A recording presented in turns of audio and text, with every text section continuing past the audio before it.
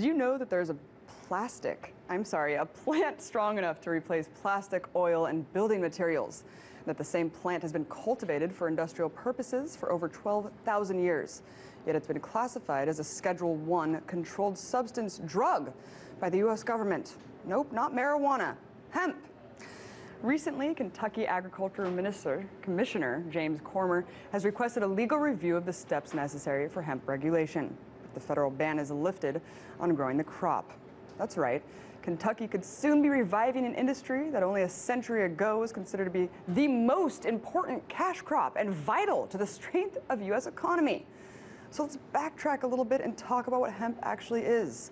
Throughout human existence, hemp has been used as an important source of fuel, clothing, shelter, and even food for people all over the world. In this country, industrial hemp was widely cultivated since America's first settlers arrived in the early 1600s. In fact, even our founding fathers acknowledged hemp's enormous benefits.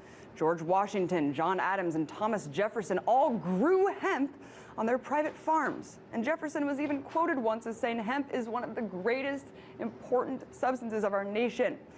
The Declaration of Independence itself was even drafted on paper derived from hemp. So what happened? How did one of the most versatile and adaptable species of crops in the world also become one of the most politically polarizing agricultural resources? Well, in the early 20th century, the plant became labeled a threat so dangerous that it should be wiped out. But it wasn't dangerous to anyone or anything except the industries that it could phase out of existence. So what did the establishment do to ensure their allegiance to the very industries they serve? Well, they did what they do best. They lied and smeared hemp through a propaganda campaign that associated the plant with marijuana. And in 1937, the Marijuana Tax Act redefined hemp as a narcotic, which required farmers to obtain a special tax stamp to grow the crop. By 1970, the Controlled Substances Act made growing the crop without a DEA-issued permit strictly illegal. Because of the government crackdown on the crop, it has a negative association. And at this point, you still might be confused because of years of being brainwashed to think that hemp is exactly the same as marijuana, or that its close association with it must classify it as a drug. But this couldn't be farther from the truth. Just check out the Congressional Research Service report on hemp that states, quote, although marijuana is also a variety of cannabis, it is genetically distinct from industrial hemp, and it is further distinguished by its use and chemical makeup. So, hemp is genetically distinct from the drug, marijuana. In fact, if you smoked an entire garbage bag full of hemp, you wouldn't get high. Yet the plant remains illegal under U.S. federal law. And like I said before, not because it's a danger to people, but because it's a danger to corporations. In the early 20th century, hemp competed heavily with the cotton and paper industry. Because paper made from trees had to compete against environmentally friendly hemp products, the paper industry was at risk to suffer. So William Hearst, a New York State congressman and one of the biggest newspaper publishers in America, launched a campaign against hemp. He used his publication to smear the public's perception of the crop, which at the same time was threatening his successful paper company. In fact, this very campaign is where the term yellow journalism derived from. But this was in the 1920s. How is the propaganda still working today?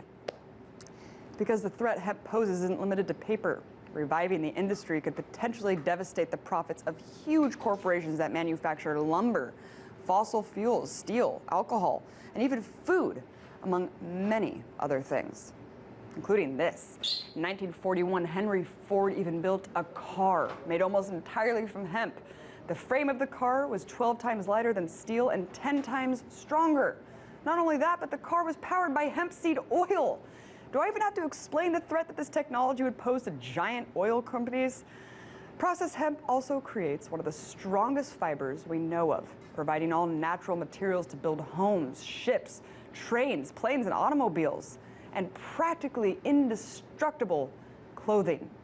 Furthermore, hemp seed oil can be made into lotions and skin creams. The practical applications for this plant are limitless, and the reason it remains illegal is simple.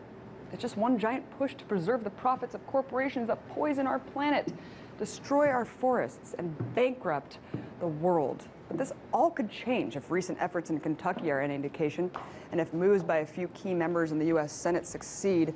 hemp could soon be removed from the government's list of Schedule 1 controlled substances. The hemp industry could very well be revived back to being America's #1 cash crop. And that's one step closer to succeeding against a model of profit, greed, and control that sadly defines this country today.